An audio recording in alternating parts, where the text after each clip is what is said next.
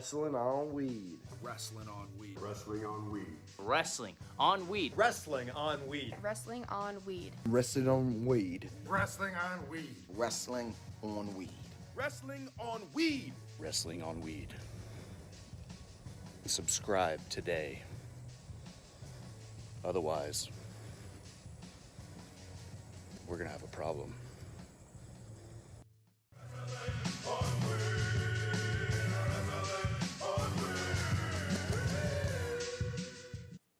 What is going on, ladies and gentlemen? It's your boy, Mr. HD. Sorry for the late show today.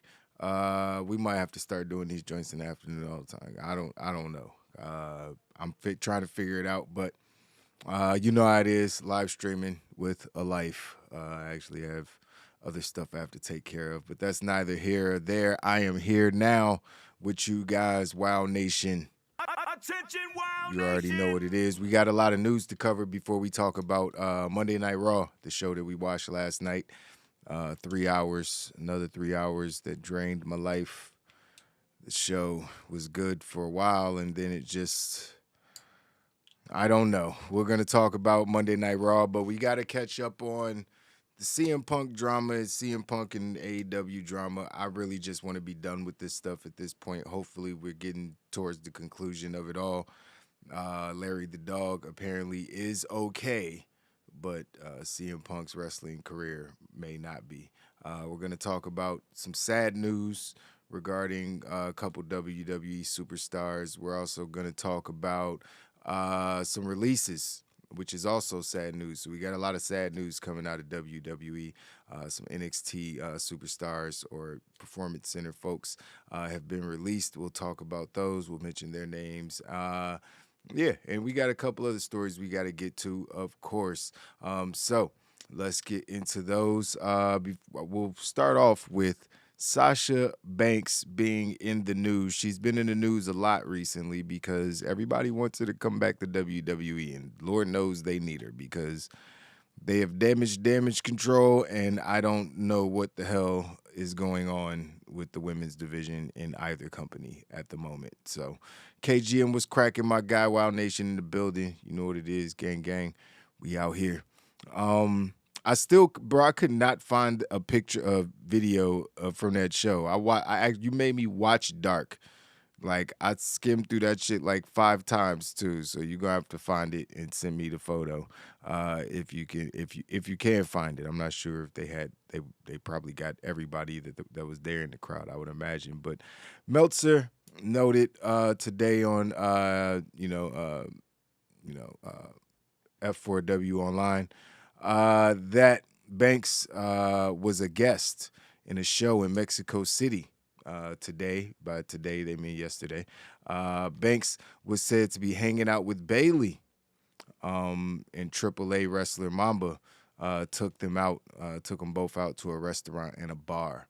So good for him. You know what I mean? Got to take Sasha out to a bar. Bayley too. You know what I mean? No cap. But yeah, apparently this was she was a guest from WWE along with Bayley, obviously. Bayley was just on Raw. And yeah, not sure what they did. I know she's training all over, so maybe she was just training there. She was kind of just hanging out with these folks. So Sasha's gearing up. She looks like she's in the greatest shape of her life. She's clearly out there like trying to, I guess, brush up on her craft or hone her craft even more because she's a student of the game. She loves pro wrestling. She grew up wanting to be a pro wrestler. She actually loves the sport. She's dedicated to it on another level, and that's really the only reason that she's gone in the first place is how dedicated she is to it. She wasn't being treated fairly or what could be deemed as fairly. They definitely weren't treating the tag team titles fairly, and they still aren't. We'll get into that later, but, maybe she wants to see some things change before she pops back up. Who knows? But Sasha has been back on the wrestling field. She's been doing all these red carpets. She was at the Wakanda Forever red carpet with Naomi and, Jimmy and Jay and all those guys. So, yeah, looking forward to seeing Sasha Banks back on my TV. She's top 5 women's wrestler on the planet. You know what I mean? I definitely would. I can't think of. I mean, she's the best in WWE when she's around. You know what I mean? Like, she's the best. I don't care. There's nobody else. She's the best. I mean, obviously Becky's up there, Bianca's up there. And I'm talking about overall everything. Like, Sasha is number 1. Like, Charlotte, like, you know I'm a Charlotte fan. Y'all know how much I love Charlotte Flair. But when it comes to like watching, like, she's had some great matches, mainly because she got carried to some great matches. But she's also good. But I don't know, man. She's just not as good as Sasha. That's all I'm gonna say about Charlotte. I love Charlotte, so I don't want to say nothing, demeaning towards Charlotte because I am a Charlotte Flair fan. But Sasha Banks is incredible. She's the GOAT. You know what I mean? She's the greatest of this time. You know what I mean? She's the GOT. You know what I mean? Yeah, man, hopefully she ends up back in pro wrestling real soon. She's still under contract with WWE, so she's not going to be going anywhere anytime soon as far as wrestling for another company. Apparently everything as far as the delay is over money. So, pay the woman what she's owed and let her save your women's division, Hunter, or Paul, whatever you want to go by these days. That's that. What's I'm okay. We'll talk about that later.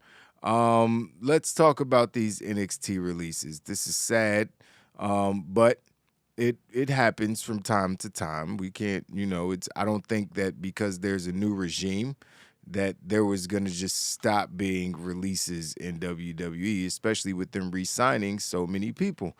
But fortunately, it's not fortunately for the people that got released. Fortunately for the fans, it wasn't anybody that we're already used to. It's not people that we're looking, we're watching on TV every week, and then it's like, oh, what? Wait a minute, you firing them? Why?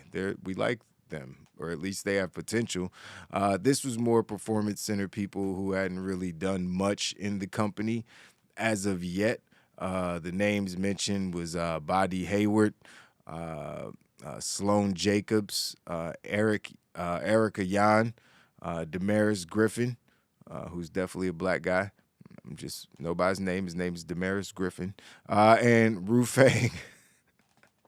I have no idea who any of these people are. So good luck to them. I know wrestling is probably their dream job, so I hope they land on their feet and keep honing their craft so they can get another shot down the road. But yeah, I mean, it sucks being told that you're not good enough, but you know what I mean? Some people need to be told that they're not good enough. That's the only way you can get better. Ask MJF. You know what I mean? That it is what it is. So I'm sure there'll be more NXT releases or more main roster releases coming in the pipeline. Tony Khan look at that, not Tony Khan. Nick Khan is still back there in charge of the books. And I'm sure he's still giving Paul some advice like, all right, so you're going to do this, that, and the third. You're going to have to trim this, that, and the third. Like, we start not seeing certain people on TV as much, different things like that. Hopefully we get people like Dijak popping back up. But honestly, there's people on the main roster that they could cut tomorrow, and I wouldn't even be mad. Like, if Elias got cut, I wouldn't shed a tear. I don't want to see Baron Corbin get cut because I think he's obviously extremely talented. I just don't think what he's doing is working right now because his outfits are dumb and he can cut his own promos. So he just looks like a number 2 guy now. So I don't really know. But anyways, we'll talk about that when we get to the blunt ratings. But yeah, these guys will land in their feet. We'll see more releases, and maybe some of those people go to AEW or Impact or ROH, which is AEW. But obviously, they're going to need some wrestlers for their TV program. When they get one, please get one so we can stop having 2 shows in one.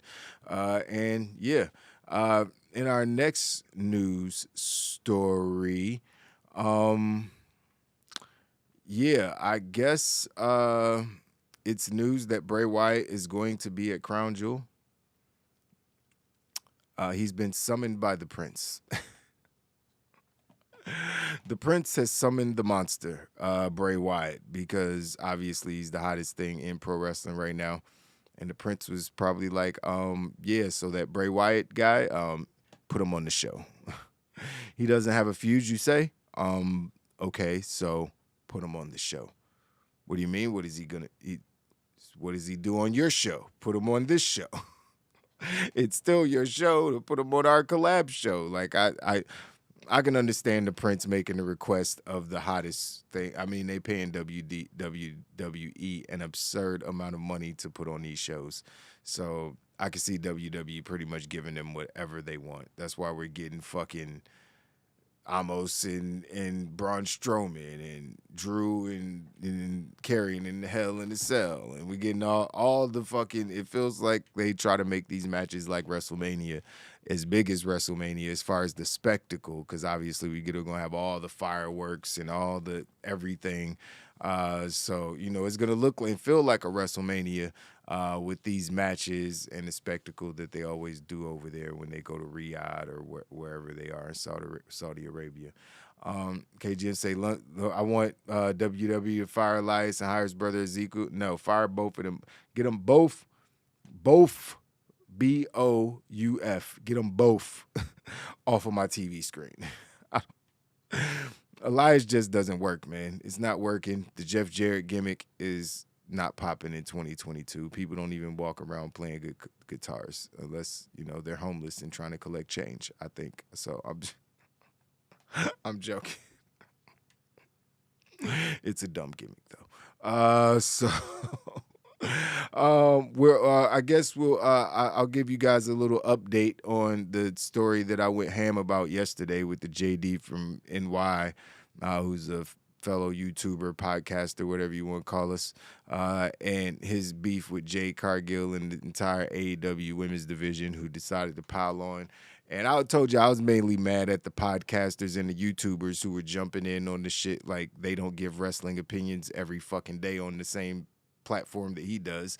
You know what I mean? And they haven't said that they don't like shit on both shows. Like, so it was just weird to me how everybody just, not everybody, but there was a big chunk of people who just came out and tried to like pile on and start liking tweets and making it clear that they were, you know, basically agreeing with the AEW women's locker room. And I was just like, nah, fuck that. That's weak. Y'all weak. Y'all all got opinions about wrestling.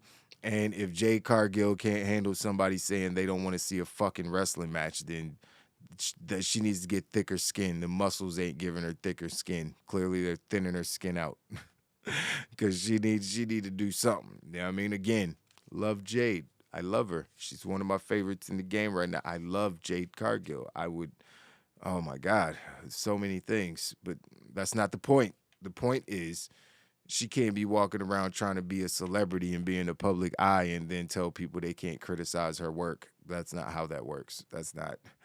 People are literally paying to watch the show with their cable. They're paying to come to shows. They're buying merch. They're doing all these things. You can't tell people that they can't criticize your work. You know what I mean? That's literally how you stay popular. Like, if no one ever talked about, there's no fucking ESPN for wrestling. You know what I mean? It's like, I know wrestling be having like little deals with ESPN, but there's no ESPN for wrestling. If it wasn't for YouTube channels, who the fuck is covering this shit? Who? on my Kofi shit. Who?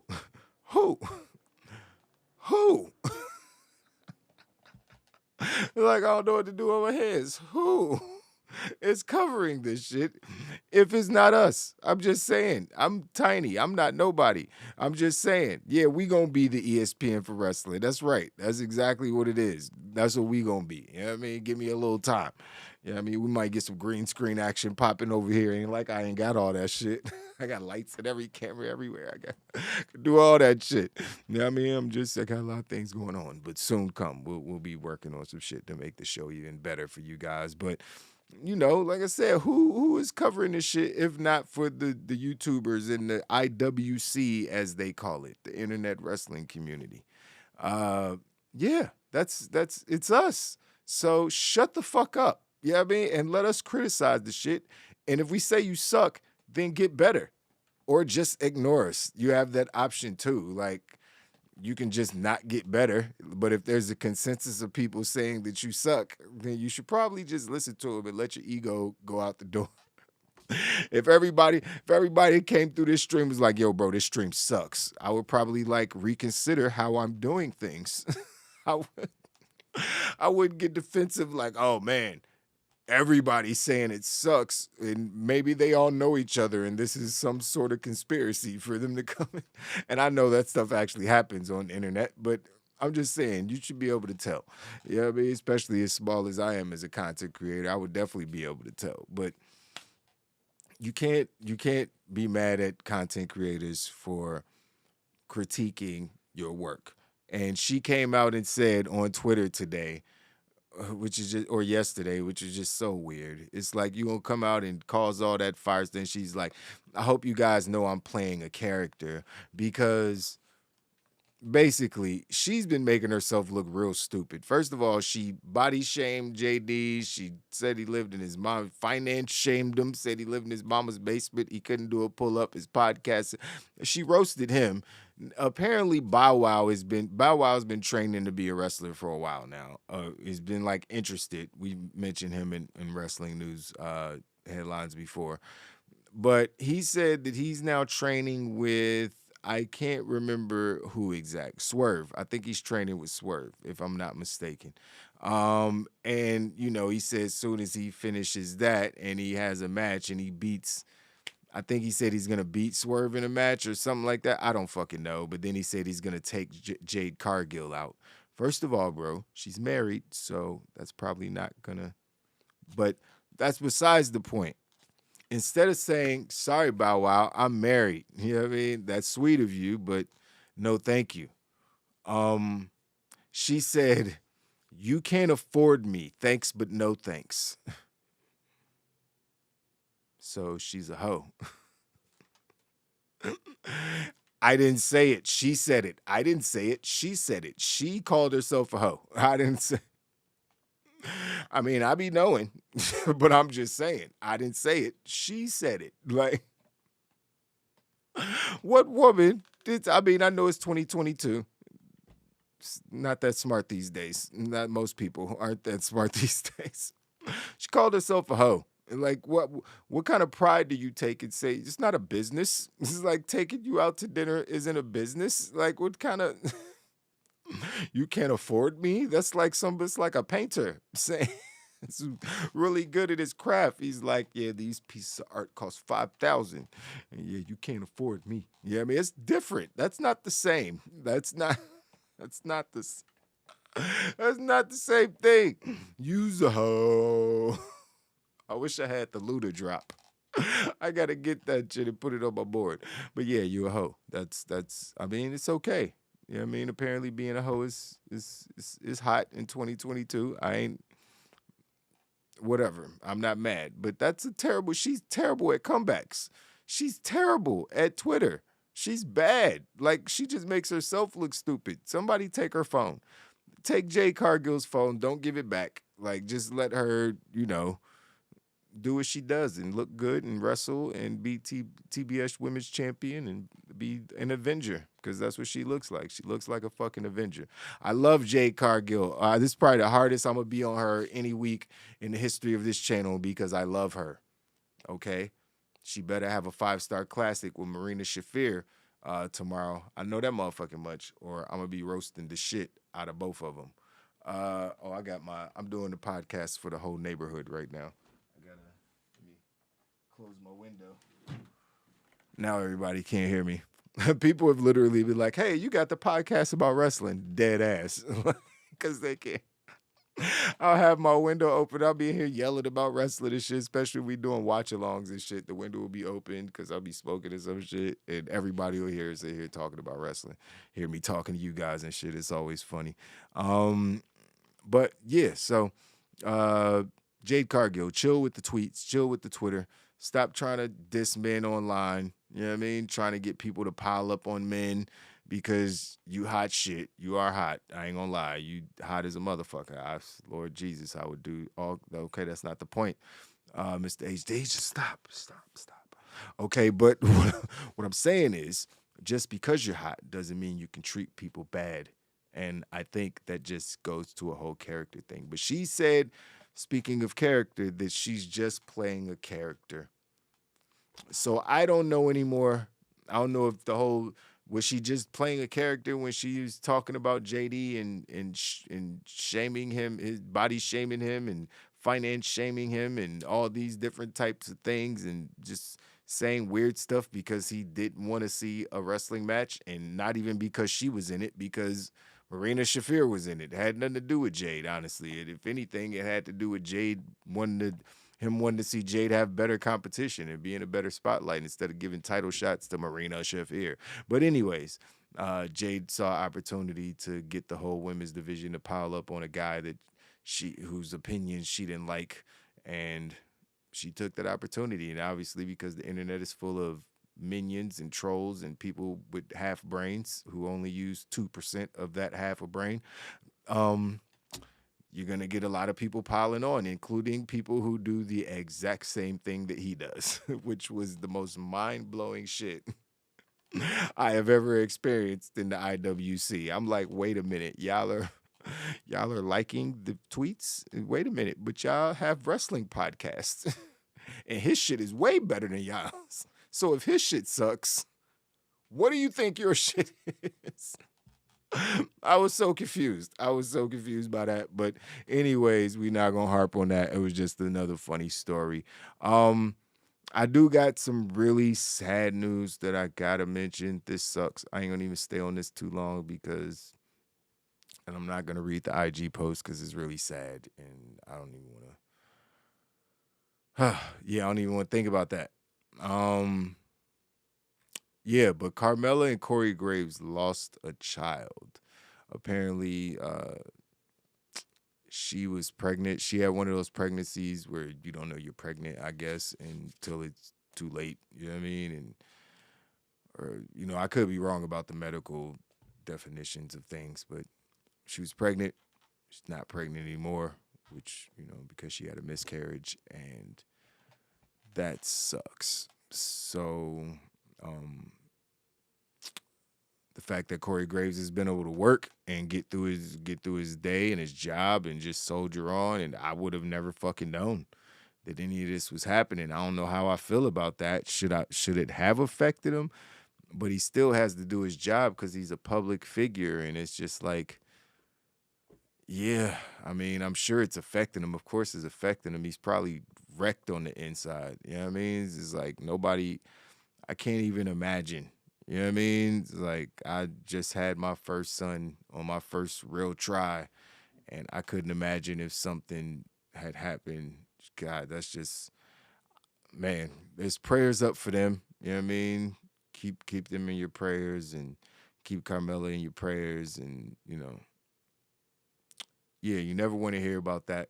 You know what I mean? Being a parent is an awesome thing. I don't think either of them have kids, so would have been their first kid, newlyweds and all that good stuff. So hopefully this doesn't affect their future with trying to have kids down the road or anything like that. I'm not even going to really speak on that. Let's not even put that energy out there. Positive vibes to Carmella and Corey, who are both really good at their job. Carmella's a really good pro wrestler. We always want to see her on TV as long as they're giving her something entertaining to do. She's actually really good. And that's coming from where she came from. She always wasn't good, but she got good fast because she took her craft seriously. And Corey Graves is Corey Graves. We know Corey Graves. I wish we could see him wrestle again, just because he had a good character. He had a good vibe when he wrestled. I don't even know if he can have that character again. But, just sucks, man. But that's all the news that we have for today. Sorry. I almost forgot the biggest story. Well, not the biggest story. I'm kind of tired of it. I don't even really want to talk about it anymore. But CM Punk is apparently... This is a lot for me right now. Y'all know I'm a CM Punk fan. It's a lot. I'm trying not to even really think about it in this way. I really wish I just didn't ever get him back. Honestly, I didn't even need the MJF feud. MJF, I could have just had MJF doing what he was doing. I wish he didn't even come back. Because now the way he's going out now, like he left, he was kind of like a conquering hero. He did Colt Cabana weird, and that was kind of weird. But I don't really be caring about that. I'm worried about what you did in the ring while you was in the company, blah, blah. Like he was a hero, a folk hero in WWE when he left, when he was there and when he left. And just to come back and make yourself one of the biggest villains in real life in pro wrestling history, like he's basically Hulk Hogan. Like all the people he complained about being bad for the business, he became. The irony of that shit is just is kind of ridiculous. Like he complained about all these guys not wanting to give their spot up and not, listening to the young guys and all these different things and wanting to keep their spots. And then, he becomes the old guy who thinks everybody should listen to him and he should have the top spot and he's the top earner, so he should make the most money and he gets to tell everybody what to do. And he was like that in WWE. We already know what, when he thought he was the locker room leader and got laughed at by different people. Like, what? You're the locker room. Well, Undertaker still works for the company, right? Also, we're still here. Like Booker T and all these motherfuckers laughing at his ass. Like, you don't lead shit, bro. It's like, you pick up my trash, bitch. What you gonna do, fight me? It's before he got his ass whooped in the UFC. He probably went to UFC so he could learn how to fight for real and then come back to WWE and try to bully people and be the locker room leader. That's why he was throwing punches first. Because clearly Larry the Dog ain't get his fucking teeth bashed in, lying ass. That's a crazy story to put out there. Yeah, they barged in the door and my dog's teeth got knocked out, and the vet, I took him to the vet, a veterinary meeting that was already scheduled. And then the vet said that 2 of his teeth had to be checked. And what? Nigga, you lying. You lying. That's cap. That's all cap. None of that makes sense. So when he got smashed in the face with the door, why ain't nobody just pick him up and be, oh my God, the tiny little dog just got a door rammed into his face. Maybe we should take him to the vet. You waited 2 days until his veterinary appointment. He was eating. Were you feeding him? Like he wasn't saying, ow, my teeth hurt, mom. He wasn't. There wasn't nothing? No signs? You didn't check after he got a door smashed into his face? I'm just trying to put the pieces together. I'm just trying to That dog is ugly as hell. He probably helped it. But I love animals. So I was fully on the side of CM Punk if that story was true and they barged in his room and injured the dog. But that is clearly not what fucking happened. Larry and Phil are fucking liars. That's what we have here. He was clearly losing the fucking case or whatever kind of investigation they were doing because the Elite coming back. They had their little fucking vignette and shit. They coming back clearly and somebody else ain't. So I feels like he was just throwing shit at the wall. Like, oh, I just got to get people on my side anyway. But then it's the same thing with Jay. It's just like, y'all, CM Punk's the same way, a virtue signaling weirdo on the internet, always trying to defend everybody just on some soy boy weirdo shit. He does that same shit. You know what I mean? But then comes in and tries to be like the old surly, like, bro, what are you trying to be? Like, I don't understand who you are. It's like, I just don't understand who you are. Shit. But yeah, man, I don't know if he's going to actually retire, but if he's not coming back to AEW, what's he gonna do? The Paul would definitely give him another shot. You know what I mean? Triple H would definitely give him another shot, but if he goes back to WWE, everything, his entire lore is destroyed. Like everything about the CM Punk lore has been effectively dismantled if he goes back to the company that he buried for 7-8 years and walked out on and said it was terrible and they almost killed him and all these different things. Like Now you going back, and it wasn't just you ain't got the excuse that fucking Vince McMahon ain't there. Boy, you done went so hard at Triple H. You and Triple H hate each other. You said the company would be better when Vince McMahon is dead, but then it's just gonna be taken over by his doofus son-in-law and idiot daughter or something. I mean, you done disrespected that man. Ain't no returning from that, bruh. Ain't no only way I'm Triple H and I'm letting you come back is I'm bring you back and I'm about to bury you. I'm about to bury you losing to everybody. We about to have another motherfucking Montreal incident. It's gonna be mad. He gonna set him up good. Fuck that. Like you ain't gonna disrespect me and then come get some checks, bitch. After you fuck up with your new bitch. So try and come back. Oh man, Tribe Nation was cracking. Yeah, man, I'm feeling pretty oozy today, man. Yeah, I mean, I'm feeling pretty oozy today. You already know what it is. He said you wake up. KGM say you wake up feeling oozy. Big facts, big facts. We oozy over here. Yeah, I mean, we always stay oozy. I was playing Call of Duty. I stay frosty when I'm playing Call of Duty. When I'm doing the pod, we stay oozy. You know what I mean? You already know what it is. If I was Trips, I would feed Punk to the tribal chief and have him smash facts. He would get, man, I'd let him lose the R-Truth. I wouldn't even, man, fuck that. And I want to see him in WWE, but I don't even want to see him in WWE. There ain't no matches over there that I really want to see him do. I don't need to see him go back to WWE. All the matches we wanted to see, Kenny Omega, Bryan Danielson, everybody's over. Like all the matches we could have seen. Those are the matches I wanted to see. I don't want to see. What are you gonna fight, Sheamus? Who's he gonna fight? Like he gonna fight Roman? Like that's the only match. The match is Roman, or I guess The Fiend, Bray Wyatt. I don't fucking know. But there's no matches I really want to see him. I don't want to see The Fiend go up against Phil Brooks. That's not, because I would just call him Phil Brooks until he becomes a wrestler again, because I don't think he's a wrestler. But I think he's done, man. I think he's done.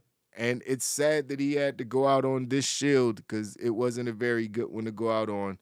You go out, you know what I mean, throwing tantrums at a presser, making your boss and the entire company look bad for the second time in your career. It's not like that's the first time you did the exact same thing, just in a different way on your way out the door with WWE. Then you do it again with AEW. Just emasculate Tony Khan to even when the point of where you're gone, he's still going to have trouble trying to control the locker room the way he wants to. If not for people like Bryan Danielson and Moxley and Jericho, that place would be a fucking zoo. It's already a mess, you know what I mean? But it would be a zoo if not for those guys. Tony Khan ain't meant to tell a bunch of 35, 40-year-old men what to fucking do and how to do pro wrestling. They 35, 40-year-old men who've been doing this shit for 2 decades, 3 decades. Like, you can't, what the fuck you gonna tell them? You know what I mean? Of course they run the company. The wrestlers, the OGs run the company. William Regal, of course he has more status and power, and Tony Schiavone and Jim Ross and Moxley and Bryan Danielson and the Elite and all these people who've been in pro wrestling for 10, 15, 20 years. Like, he's a fucking fan. And CM Punk made sure to highlight that shit. He talked to him like he was a fucking fan that he ain't like. We know CM Punk don't like fans touching him. He will turn around and punch you in the face. Unless it's me. I wish he would have. I wish I would have fought him. I picked my battle smart. If it was like Bobby Lashley, I would have just let him hit me. You know what I mean? Be like, ouch, that hurt. But, I don't want you to hit me again, so I'm going to let that rock. Phil, I might have punched him in the face. We the same size.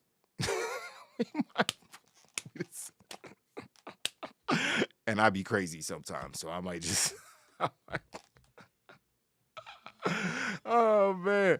And he said, Tribe Nation said, damn, Punk is like no one. Like, what did I... He know what he did. Cue the content guy. Thanks for stopping through, man. appreciate you, my guy. Damn, I gotta start doing these shows later in the day when y'all get off work, huh? Is that what's going on? Y'all be on work after 5, huh? So everybody can watch the show live. That's what's up, man. I appreciate y'all being here.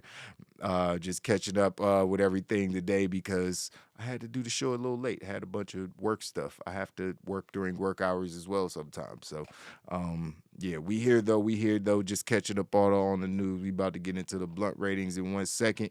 Anything else about Punk? Punk would be like, have you met my son Tony?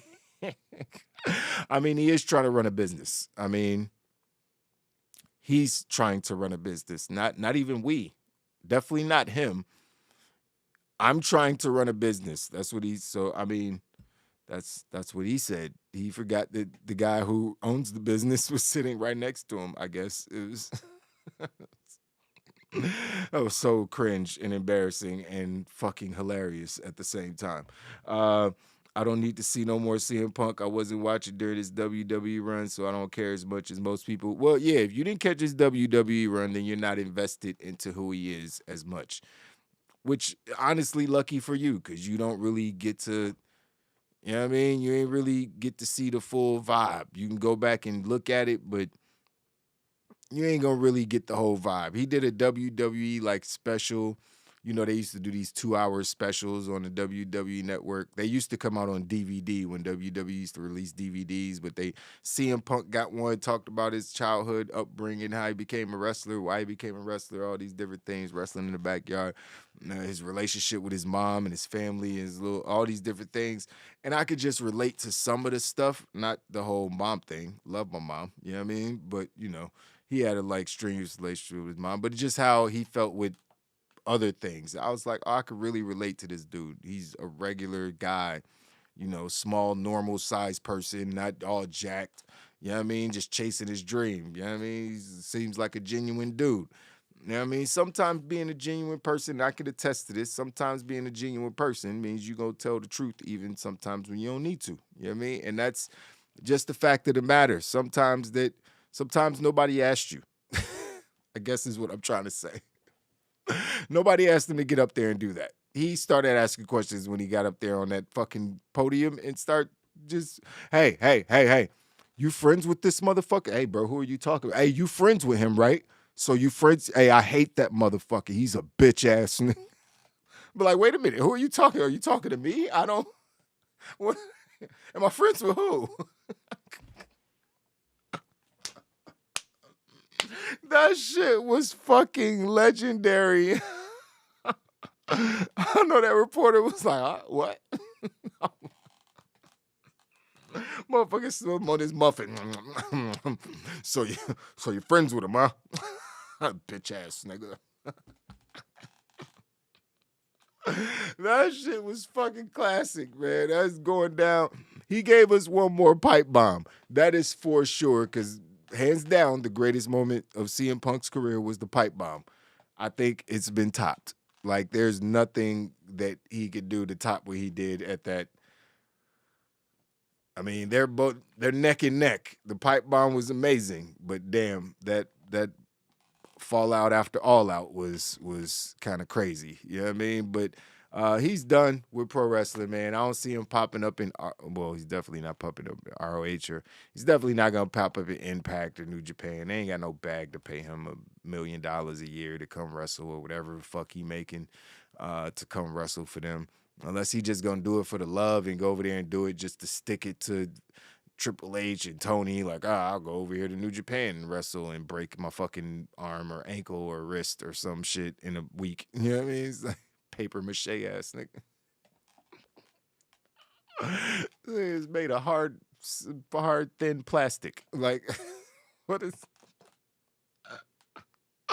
Oh, fucking glass Coca-Cola bottle ass nigga, man. Let me stop, man. I fuck with Phil, man. I fuck with CM Punk. Big CM Punk fan. Man, that didn't come out right. Big CM Punk fan over here, but he's super toxic in the locker room. There's no question about it. Like, he was toxic in the WWE locker room that made people not like him. You can't sit up here and pretend you're this great person when you're saying things like the company will only be better when someone's dead. Like, that's not something that nice people say. I used to think that about Al Davis and the Raiders, but you know why I'm glad I never said it out loud? Because it's not true. We still fucking suck. That's why. We 2-5. We lost 24-0. This is not this. All right, I've been pinching myself to make sure I wasn't caught in a dream. That really happened on Sunday. But they didn't even show us on Red Zone because we never got to the Red Zone. They didn't even show us. Like, we never made it to Red Zone until they showed us losing 24-0. It was like, hey, the game's over. What game? We were on it. What? We played at noon? I ain't even he showed the game. Oh, you got to be in the Red Zone to get on Red Zone. Fuck. Anyways. That's it. I had a feeling we were gonna get I can't do it. I can't do it. We suck so bad. I don't even know how I got to that. Let's just stop before I start crying.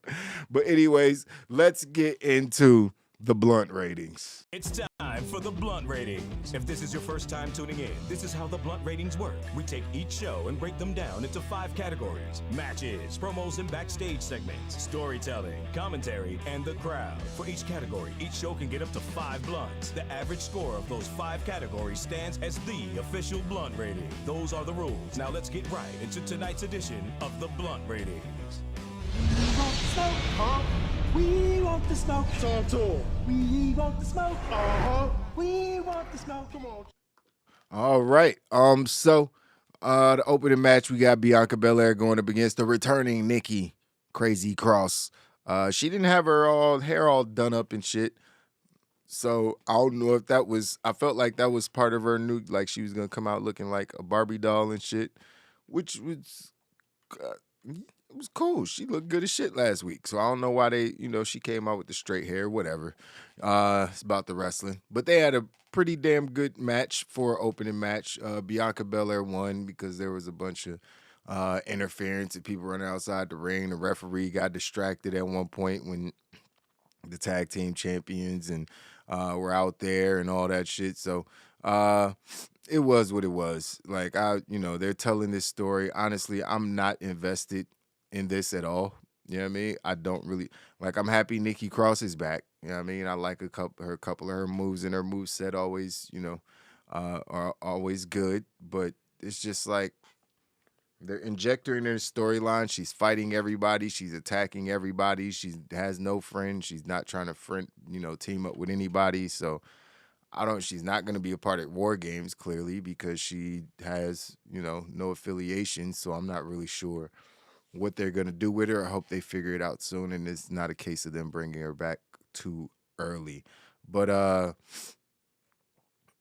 Damage Control, they just beat the shit out of, all the ladies. But then that's when Asuka and Alexa came down to make the save for Bianca, and Asuka cleared the ring and all that good stuff. And then we saw them ladies backstage next week, or backstage later with Kathy Kelly, who's back. Okay, Alexa, not you.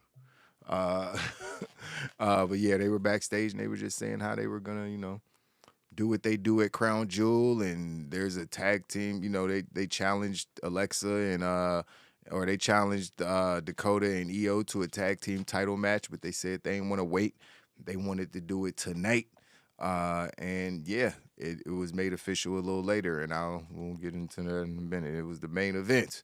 But yeah, Bobby Lashley was backstage setting up for an interview with Brock Lesnar. They're supposed to be doing a face-to-face, but it wasn't a face-to-face. It was more side-to-side because Bobby Lashley was on camera getting ready to do a split screen, and it seemed like Brock Lesnar was a little confused because his music hit and he came to the ring. I was like, wait a minute, that's not how that's done. There's a whole nother side. Someone's supposed to be there. What are we doing here? So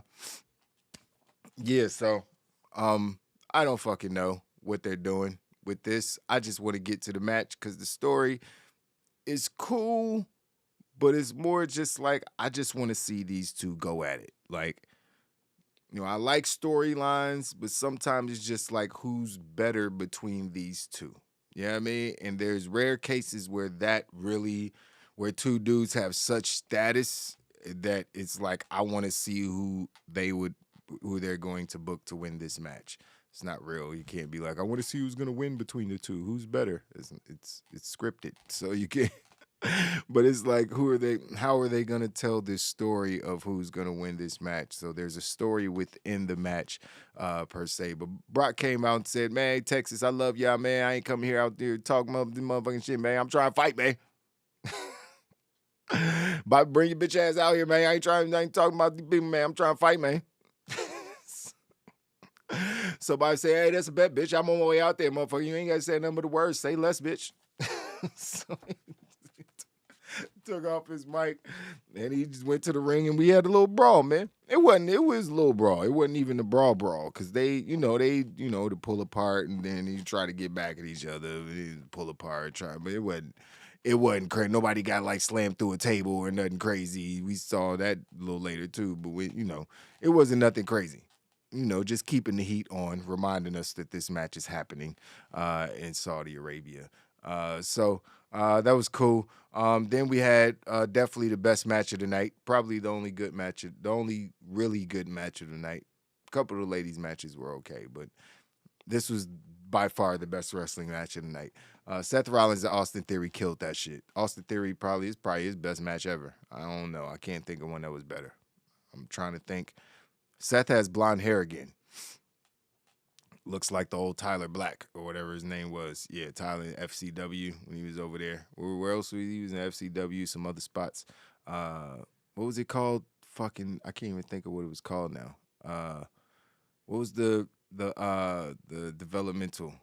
It was FCW, but there was another one, wasn't it? But I'm pretty sure he was the FCW champion. But yeah, these two went at it, man. These two went at it. Rollins was clearly the babyface, crowd doing his music, singing his song. He's doing, playing up to the crowd, doing the whole babyface shtick. Theory, everybody hates him. He's getting booed. Everybody's, on his neck. He's wrestling like a hill, doing his thing.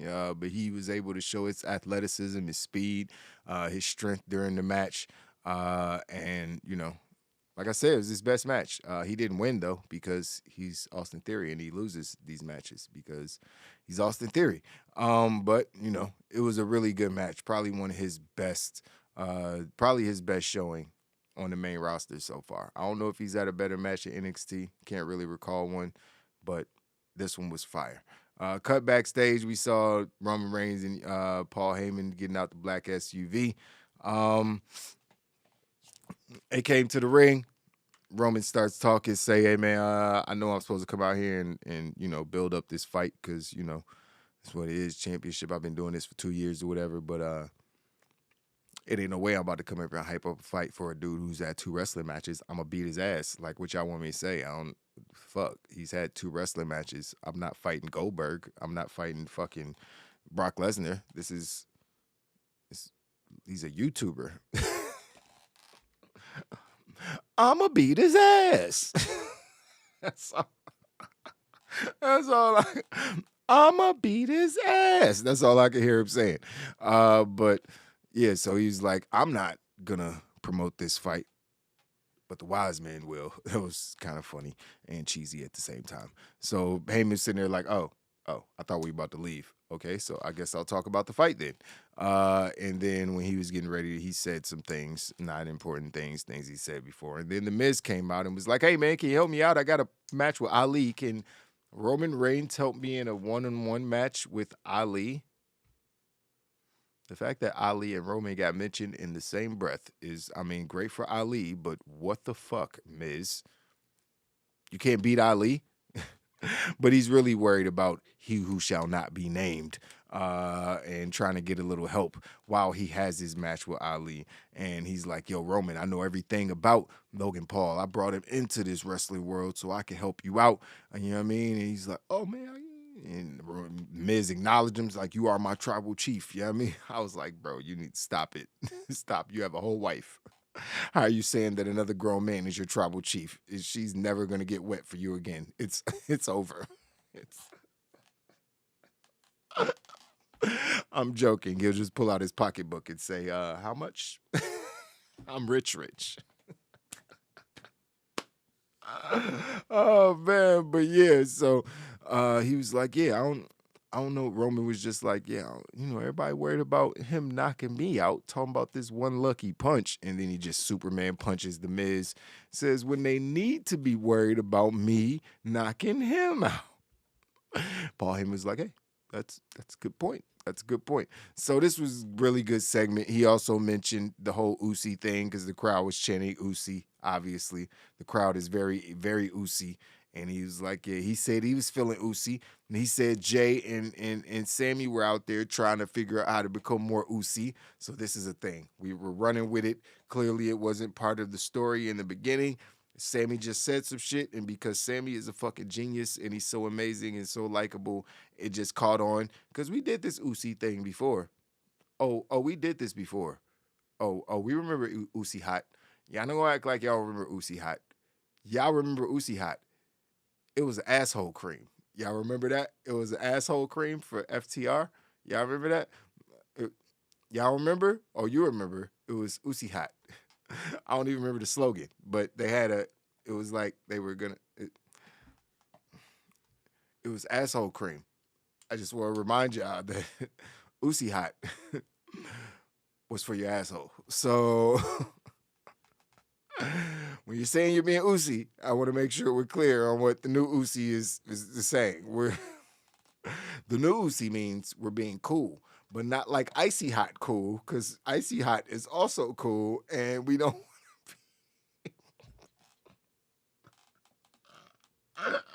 We don't want to be Usi hot. We want to be Usi cool. I'm not even high. I don't even know.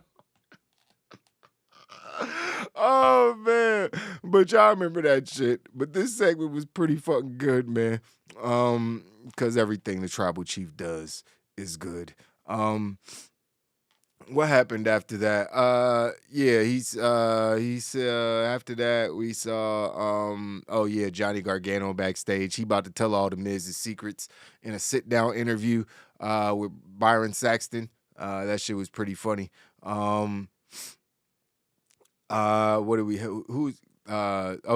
did they do that before or after? No, that was after this match. So Carl Anderson and the OC came out. Carl's gonna have another match. They've been trolling us for weeks now about him and his New Japan match. That match has been canceled now, so clearly they were just fucking with us. WWE and NJPW probably working together. Hopefully we get that forbidden door cracked a little bit open in the future. But Carl Anderson is going up against Damian Priest, and he came out with the Judgment Day, obviously. It's 4-on-3, man. It's 4-on-3. Beat her ass, bro. I don't care if she a girl. She keeps attacking you. Beat her ass. I don't care. Equality. 2022. Equality. Someone should have smacked the shit out of Rhea Ripley a long time ago. She keeps her hands to herself. Hey, it's okay. Oh, you gonna punch me in the nuts once? I might let you get away with it. Okay. So I'm getting body slammed now? Wait a minute. Now you're just beating our asses? Now you're taunting me after you beat my ass? No, bitch, you getting fucked up. It's over. I'm sorry. It's not. What? It's like, I don't understand this. It's annoying. Like, yo, we gotta call a girl to keep this girl from attacking us every fucking. Bruh. No, just smack the shit out of her. Like, I bet she'll stop doing that shit if you just punch her in the face. And I do not advocate hitting women. I advocate protecting yourself. That's what I advocate for. Yeah, I mean, it's like, you don't go out there smacking women around. That's crazy. Yeah, I mean, but you should protect yourself by any means necessary. Well, maybe not any means. There's means that might be too far. But I'm just saying. But sometimes motherfuckers need to get their hands put on them. Shit, goddamn it. Rhea Ripley need to get body slammed herself. Yeah, I mean, the fuck. I will body slam Rhea Ripley. Let me stop. It's inappropriate. That is not where I just took it somewhere else. But this match. Carl Anderson won the match, and that just pissed off Judgment Day, because Rhea was trying to interfere and it didn't work. So they got in and beat the shit out of the OC. And yeah. And so they got to find some way to neutralize Rhea Ripley, because She keeps attacking them because she knows they won't hit her back because she's a girl. If that's not society in a nutshell, when it comes to, I don't know what, they're putting it right in our face and taunting us with it. It's just like, oh man, but they're the ones who are, never mind. So after that, we got MVP backstage with Amos. He said he's gonna show up at SmackDown and do something to Braun Strowman. Okay, I don't need to see them until Crown Jewel. The story is they're both big. Don't need to tell me anything else. Let's just move on, keep it moving. But we had JBL come out and be very boring. Actually, JBL wasn't boring. Baron Corbin is boring. JBL was pretty funny. He's from Texas. He showed all the love to Texas and then talked about all the woke weirdos who are running Texas now. He said Texas was great, and then all you woke weirdos took it over and made it something else. I think we could just apply that to every state in the country at this point. And we had him come out with Corbin. Corbin was draped in Gucci. Now, Corbin, first of all, it's November. It's November. I know you in Dallas. And you in Dallas. Why are you wearing a velour sweatsuit in Dallas? Anyways, no, that's not pro wrestling attire. He had the shit was fly. Like, I ain't gonna lie. It was a floral print Gucci joint. He had the Gucci shoes on. I don't even know. It didn't even look like no new. Probably some new joints, but it looked like some throwbacks. I can't even tell. But he was dripped up. If he's about to go to the fucking club, you know what I mean? It's like he looked like a goofball coming to the wrestling ring, especially standing next to JBL. He looks like somebody JBL donates money to. I don't know.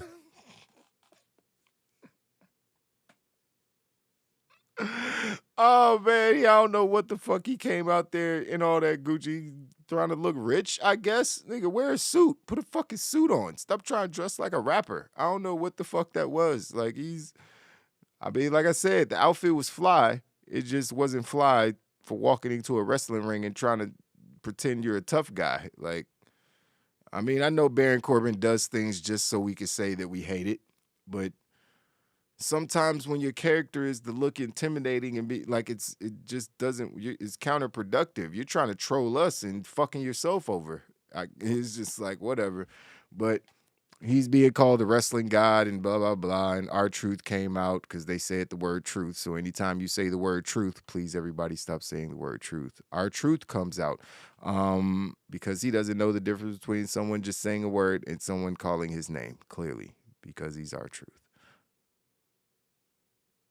But he came out and he had a cowboy hat on, and JBL called him a buffoon, which was borderline racist. It was really close to coon. I gasped a little bit. I was like, okay, no, buffoon. He didn't call him a monkey. It almost sounded like baboon, but that's not what he said, so I'm gonna let it go. He asked him, he's like, what are you doing? You look ridiculous. R-Truth said he wanted to come out and wish Dallas a happy Halloween. And come out and tell him he liked their costumes. He said JBL is dressed up as a rich old bitter white dude who's out of touch or some shit. And Corbin is, I don't know, he didn't get to Corbin because Corbin just smacked him in the face, I think, at that point. And R-Truth, hit him with his little running kick, split kick. I don't know what the fuck R-Truth calls half his moves. Then JBL threw his cowboy hat at R-Truth to distract him, and Corbin hit him with the end of days. He almost slipped out of that end of days. That would have been funny. But then we showed Damage Control backstage talking to Nikki Cross. Not sure what that was about because it didn't pan out for them later. And then we got to a trick or treat fight, which we do every Halloween pretty much. They start doing the theme matches. We'll have one for Thanksgiving. We'll have the Christmas joint. Y'all know how it goes. And this one was between Matt Riddle, who came out with Elias, because please no, don't make them a tag team because I guess they're friends now. And we had Otis coming out with Chad Gable. Matt Riddle came out dressed as Ezekiel because he's high and he didn't bring a costume, so he just borrowed Elias's other character's costume. And which, please say that it was washed because, ew, that's fucking gross. I'm wearing another man's underwear, basically, is what you're doing. I hope you know that that's what you're doing. You're basically, I don't care if you washed your drawers 1,000 times, I'm not putting them on. It's just what it is. I'm not wearing secondhand underwear. That's fucking gross. And that's basically what he did. But we're not going to talk about that. We're going to talk about the Chippendales dancers that came out. Why do I have to talk about that? I don't want to talk about that either. What the fuck was this? This was a mess. Okay, let me just get through this fast. Chippendale dancers went up, or one of the Chippendale dancers, or was it both of them? No, it was just one. It was a one-on-one match. It was the Chippendale dancer, the fat one, and going up against Matt Riddle, who was wearing another man's underwear. And they had a match. Otis got to do the worm again for one night only because he wasn't a heel last night. He was just a goofy pumpkin head because Matt Riddle put one of the jack-o'-lanterns on his head and gave him an RKO that looked fucking horrible because he had a fucking jack-o'-lantern on his head. Yeah, I ain't practiced that spot, did y'all? How'd y'all think that? On Otis, maybe Chad Gable could have pulled that off. On Otis, though. You want Otis to do that? Big note. He ain't even got a neck. You could barely RKO this motherfucker anyway. He ain't got no neck. What are you grabbing?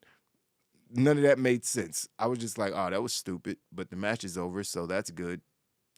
So that was it. Riddle won. Blah, blah, blah.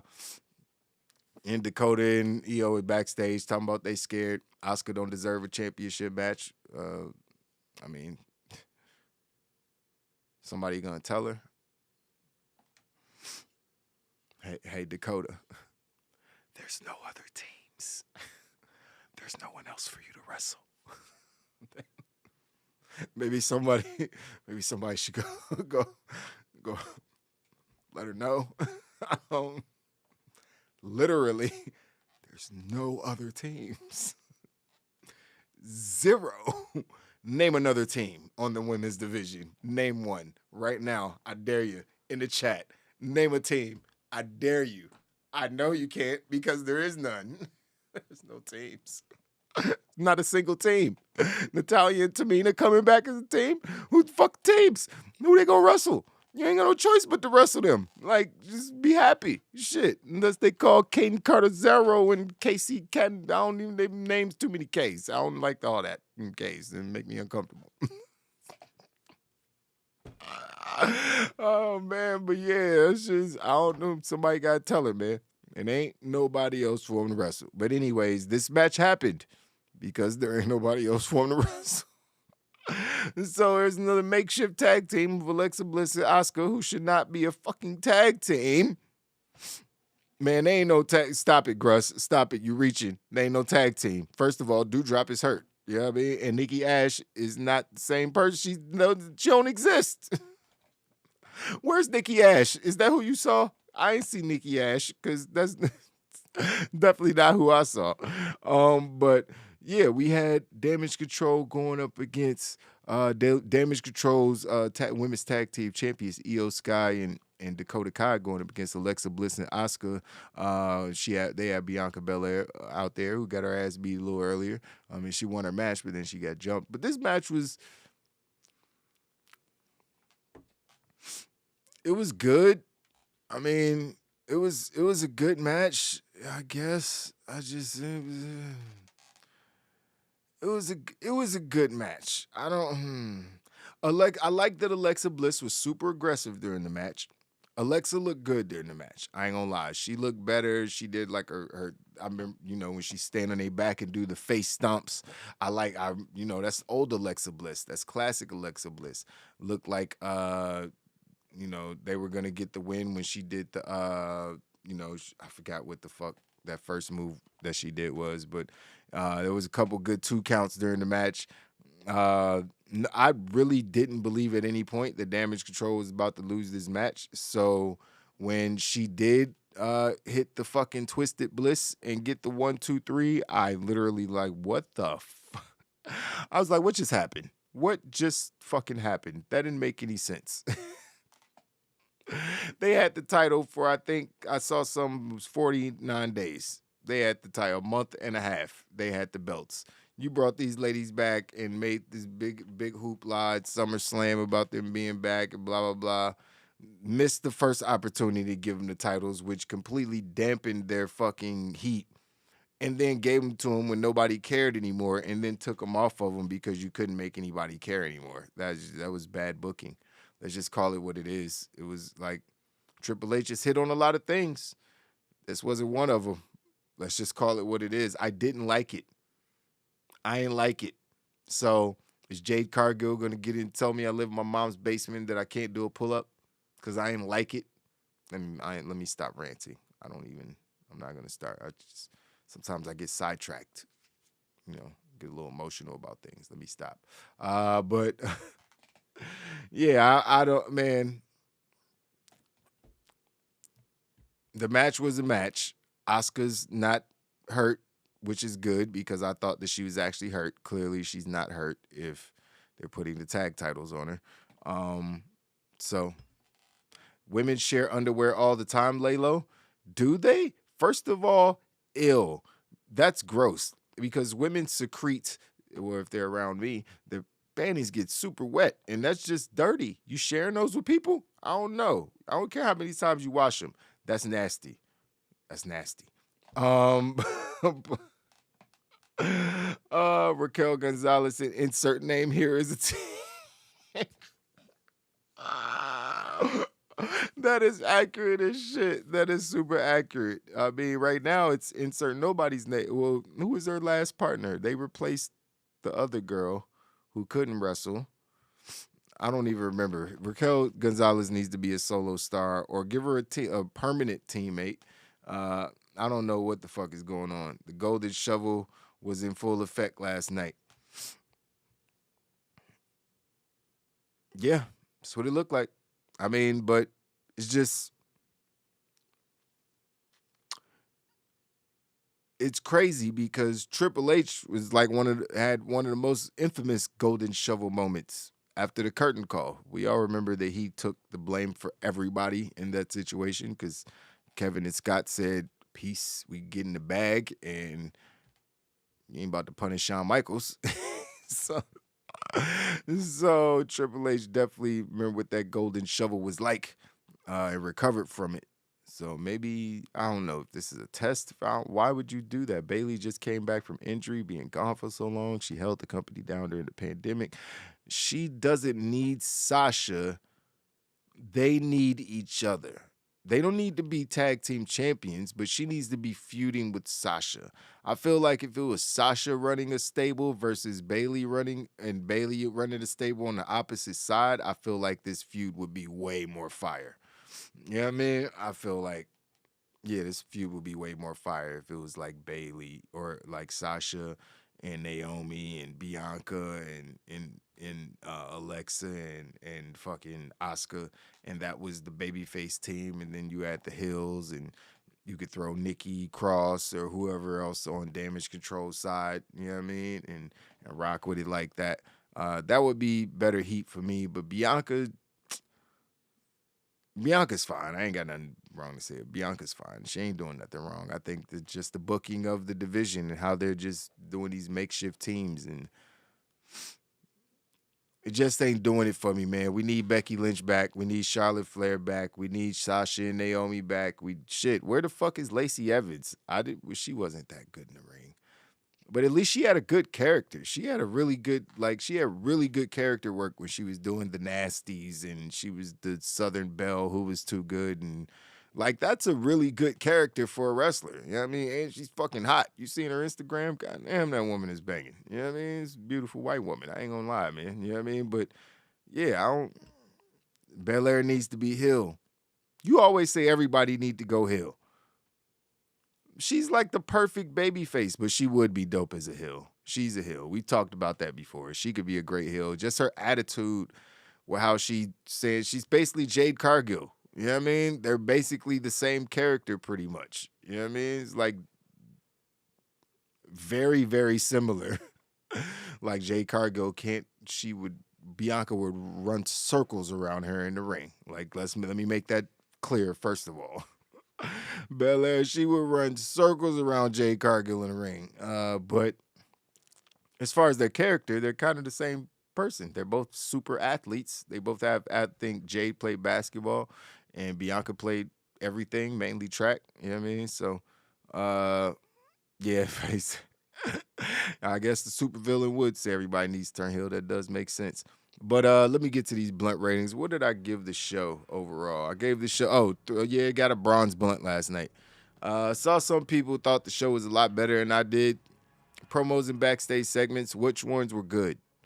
Which ones were, I forgot to talk about the Byron Saxton and the Johnny Gargano when he exposed The Miz and said The Miz was basically a celebrity thought who did things to get attention and put himself in harm's way to get attention, and he paid Dexter Lumis to attack him so he can get some attention and stay hot, even though he has his own TV show and he's on a live TV program every Monday. But that wasn't enough. He needs Dexter to attack him and cost him a United States Championship match, which all makes no sense. But it's just because it made it look more real. And then he stopped paying Dexter, and that's why Dexter started attacking him for real, and that's why Dexter's mad at him for real. And this all happened because Dexter was down on his luck because he didn't have no money because he got fired from his job. I was like, he didn't get fired that long ago. Did he not save anything? He didn't have nothing in the bank? Like nothing. Why didn't he just call? Wait a minute, wasn't he married? Where's his wife? Did she just let that man go out and panhandle? I think I feel differently about Indy Hartwell now. I don't think she's that good of a person. She let her husband go out there and I'm joking. I know that I'm just saying. They don't know that we know that they're married. They kind of brought it up in the segment, and he said he was part of his family, and Johnny knows him, obviously, because he was married to Indy the Index and the Way and all that. I was just like, hey, none of this shit makes any sense. None of it makes any fucking sense. And I don't know what to do. I'm just like, all right, it's happened. That was a terrible fucking explanation for everything we've been seeing, and this shit been going on for far too fucking long. Like, this has been like an 8 to 10 week process to find out this. Nick, what? This could have been a 2-3 week story. And that's it. Like, why this have to be drug out so long? He's about to get some crazy big reveal. They attacked, like they're an actual team and they're working together or some shit. I don't know, man. It was a bad ending to a story for sure, Dave. It was just disappointing. So, but I don't care about it enough to be that angry about it. Yeah, it's giving me some funny moments, and a lot of cringe moments. And then it just got to the point to where it jumped the shark. And they just had to figure it out. But that's it, man. That's it. I gave the matches. There was really only one good match. The opening match between Belair and Cross was pretty good. Second best match of the night. But that Trick or Street fight shit was some garbage. I don't need to see those type of gimmick matches, but I know why they do them. There's kids there, whatever. It makes sense. I get it. But yeah, the tag team championship match was an average women's tag team match. You know what I mean? But Seth Rollins versus Austin Theory could have been on a pay-per-view. You know what I mean? That's how good that shit was. I like to see those two go at it a couple more times and really pull out some new stuff and see what they could do together. Storytelling, again, 2 1/4. That's the best I can do. You know what I mean? Because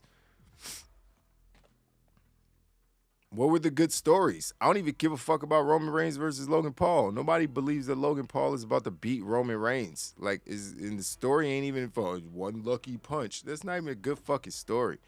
You know what I mean? It's like the segment he did was good. You know what I mean? But that was the only really good segment. So it was like storytelling was kind of ass to me. The women's division and shit, having Damage Control lose, it's just all this shit. None of this shit makes any sense, and it's unfortunate because everything was making sense, or at least they were putting pieces in place to where they could tell stories that made sense in the future, but then they immediately start just giving us random stuff. And it works because just like when Roman and the Usos and this whole Usi thing kind of just something happens and Sammy get hot, and then all right, we don't need to do the thing with Kevin Owens immediately. We can push that to the side, and we can focus on this Sami Zayn thing, and he's killing it right now. So let's focus on him and the bloodline and blah blah blah. That works because those guys are really, really, really good.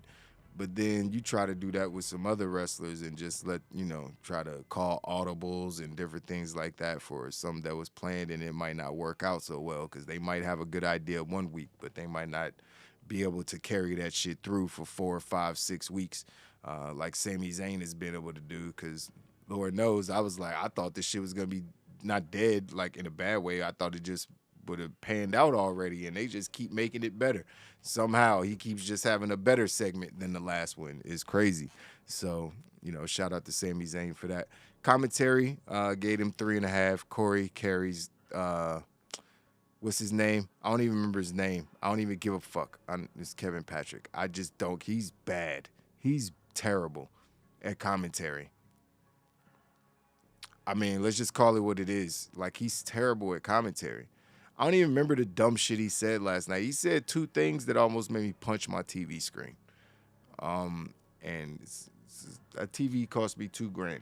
And I literally almost put my fist through it because I was very upset.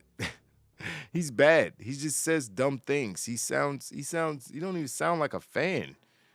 I don't know what he sounds like. He just has no energy, no passion. He says goofy things like he's a fucking nerd. Like, not the good kind of nerd, not the Byron Saxton type of nerd. I don't even know what it was, but Kevin Patrick need to get the fuck off my TV screen immediately. And shout out to Corey Graves one more time. We already talked about what he's going through. All love and positive energy to Corey Graves for sure, but Kevin Patrick can kiss my ass. William Wilkinson, what's going on, man? Thanks for stopping through. RIP Takeoff. Yeah, man. Yeah. But crowd got a 4. They were hyped for a lot of things, even though it wasn't things that they should have been hyped for, so you got to get them props for that. Average blunt rating of a 3.05. Just a 0.05.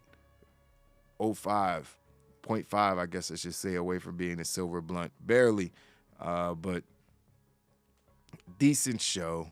There was nothing really worth going back to watch outside of the Johnny Gargano little sit-down skit and the Seth Rollins and Austin Theory match. There was literally, and the Roman Reigns segment, maybe, with The Miz. The Miz is still good.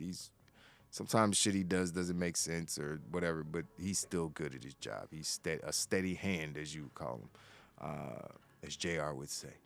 He's a good hand. But yeah, show didn't do it for me last night. It was kind of just a waste of 3 hours. But the good thing about Monday nights, at least for the next few months, is there's also a football game on. So, it kind of makes up for it because I can watch both at the same time. You know what I mean? So, when the show sucks, it doesn't affect me as much because it's football season. And it's like, a holiday every Sunday. So, and the Raiders are 2-5. As long as I don't watch my team, I'll be happy. But yeah, so that's it. But yeah, I guess I'd be remiss without saying rest in peace, Takeoff. And you never want to see somebody go like that early in their life, ever, actually, at any point in their life, but especially at 28 years old. With the world in the palm of your hand, having all the money you could possibly want, all the success you could possibly want. At this point, I'm probably sure they've fallen off. I don't know. I don't pay attention enough to the Migos to know, but they've been around a long time, and people don't stay hot forever. But they probably done made so much money. They probably chilling, not making as much music, whatever, and just going out to have a cool and fun night at the bowling alley and shoot some dice. You know what I mean? It's like we still in the 80s, and I don't know. I remember dudes used to get shot over dice games all the time. It's like, but it wasn't like millionaires in dice games. Like, you're a multi-millionaire. What are you doing playing dice in a bowling alley with some hood niggas. You asking for it. You know what I mean? And it's not even, he wasn't even the one shooting dice. It was Quavo that was shooting dice apparently. And apparently Takeoff, I don't know all the details, but people just putting stuff out there. Apparently he got shot by somebody in his own camp. Like one of his men start rah-rah and just letting off shots all crazy. I don't know this is true or not. This is just what I'm reading from the news and the Post and all these different things.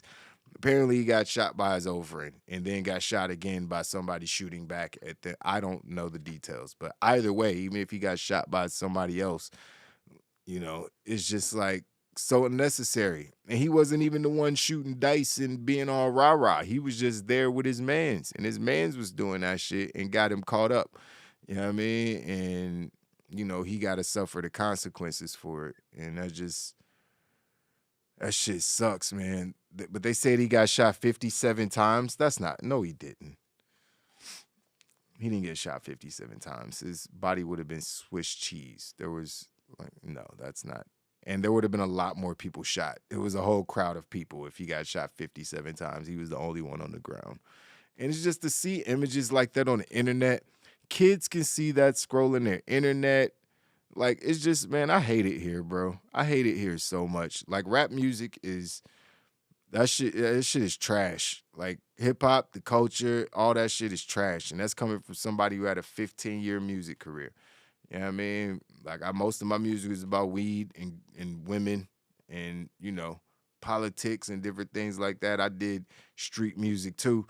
But I made it a point not to glorify, you know what I mean, killing other people. You know what I mean? Because it's not something I'm going out trying to do on a daily basis. Like, yeah, let me go murder some niggas today. That seems like a good day, and I'm going to make some rap songs about it. That's pretty much what they doing today. You know what I mean? That's why I'm just like, this shit ain't cool no more, man. These niggas is whack. First of all, they not even good at making music. They not even, like, good rappers. Like, Takeoff and them niggas is good rappers. Surprisingly, Migos could actually rap. I didn't believe it because they voices and everything. When I first started listening, I was like, dude, who the fuck is this trash? Then I started listening to the bars, and I was like, oh, this nigga's killing it. I was like, okay. Some actually talented dudes. So I had to start judging these new rappers based off the lyrics if I could understand them. You know what I mean? But that's me being a boomer, I guess. You know what I mean? I'm a millennial boomer, so. I have a high standard for music, but obviously those dudes were super talented. That's why they had the career that they had. And Takeoff just seemed like, even from somebody who's not a massive fan of these guys, just looking at the group from the outside, he seems like a super chill dude, like super chill. Like, even when he talks, it's just like, yeah, you know, just like Snoop Dogg used to be when he was young. You know what I mean? Just chill, laid back. You know, he get busy if shit get popping, but, you know, he just chill, laid back, not loud, not, you know. And he the one that ended up getting murdered at 28 at the height of his career. You know what I mean? Prayers to Takeoff and his family, his kids. That's rough, man. That's rough. That's rough. Migos wasn't really about that life. They got pulled in late. Yeah, I don't really know. I mean, I'm sure y'all would know. Y'all down there in the South, and I don't really know, man. I don't really know. Like, my entire family is about that life. Like, I could have easily chose a different path. You know what I mean? I kind of did. I ain't gonna lie. Like, I did a bunch of street shit, and it was just recently, you know, maybe 4 or 5 years ago to where I left a lot of that shit alone. So, you know, but it was just limits. I had limits. Like, I was a businessman. Like, I was the street nigga that wore suits just because. You know what I mean? It was like when I looked at the bosses and the street niggas that was really bosses, they wore suits. They didn't walk around looking like the worker. You know what I mean? And I never had a worker mentality. I didn't work for nobody in like the last 13 years of my life. I have not called anybody my boss. You know what I mean? That's because I bust my ass to make sure that I have to. You know what I mean? So, yeah, I get up and I put on nice clothes and suits and shit. I design clothes, actually. You know what I mean? That is one of my businesses. But, you know, it just it sucks to see somebody so young and so talented get taken out like that. But Don't want to harp on that. We just had PNB Rock get murdered inside of Chicken and Waffles. This shit is just, it's too much, man. It's too much. And it happens too often. And I just want it to stop. I just really want it to stop. So if y'all could do that for me.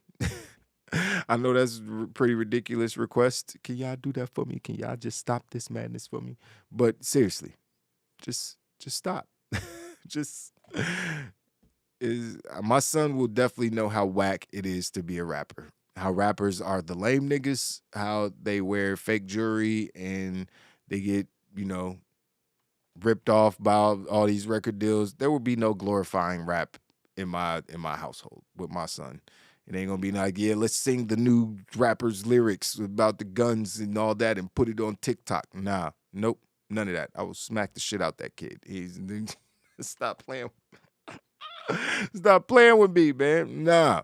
No, man. My kid is not gonna be influenced by this shit because this shit is destroying youth in general, but especially black youth. You know what I mean? Because we got access to all these fucking semi-automatic weapons and all these things that get dumped off in the hood. I ain't even talk about it because I ain't gonna even get canceled, so I ain't gonna say what I'm about to say. But somebody in the news ain't wrong about everybody. They everything they saying. I'm gonna just say that, and I'm gonna just leave it there. Somebody's pumping out this bullshit, and we don't own the companies. So I'm just saying. I'm not saying, but I'm just saying. Somebody got to pump the music out, and some of them have already admitted that, hey, I got to feed my family too. You know what I mean? It's like, bitch, you feeding your family by making sure that we die. That's not okay. That's not. That's not okay. But you know what it is, man. Yeah, we won't say his name. We won't say, I'm not trying to lose everything. Because Lord knows they will come for you. You know what I mean? By they, I'm not speaking of anybody specifically. They as in the ghost. I don't know who I'm talking about anymore. It's just...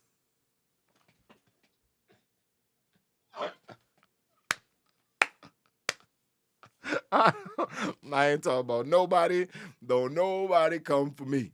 Mr. HD don't want no problems. Okay, now that we got that taken care of, I've been here for 90 minutes, guys. I'm going to get up out of here and go make myself some teriyaki wings that I've been marinating for the last 4 hours, and the juiciness is going to be so good. I'm making with some rice and some broccoli, and I might cut up a little potatoes too. I know it's a lot of carbs, but I'm going to crush it. Oh, man, I'm so hungry. All right, guys, I'll see you Thursday after Dynamite, after that Jade Cargill and Maria Shafir 5-star classic.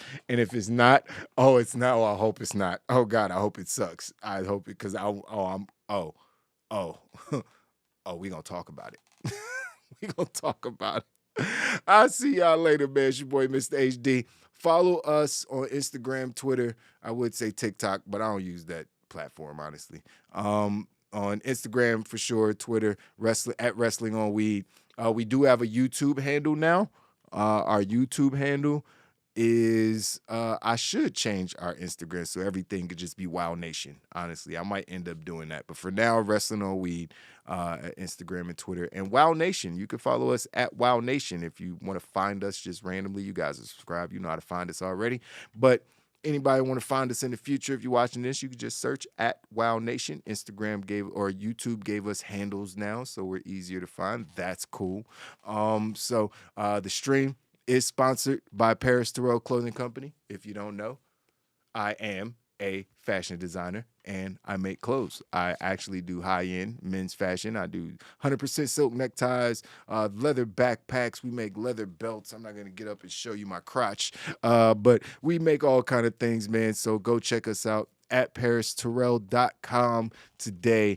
We got great prices on stuff that's just as premium and just as fly and just as quality as whatever you would get from Gucci or Louis Vuitton. I promise you, everything that I design and make is premium. The stream is also sponsored by Ecamm Live, a live streaming software for Mac users. If you're looking to get into live streaming and want to start off and you're using a Mac, I highly recommend Ecamm Live. I have been using Ecamm since Ecamm's been Ecamm. I've watched the entire evolution of the company, and I'm now Ecamm Live affiliate. So if you're looking to get into live streaming, you can check out the link in the description below and click on that, and you'll get hooked up right through Ecamm. And it's the easiest live streaming software you could possibly use. I wish they had it for PC users too, because you guys are missing out. All that OBS shit be too complicated. I don't even like looking at OBS, honestly. Thank God for Ecamm Live, and they just keep adding new features every single month. So gotta appreciate those guys over there at Ecamm Live. Link in the description for all those things, guys. Again, follow us. Hit the notification bell so you know when we go live next time. I'll see you guys on Thursday. Deuces.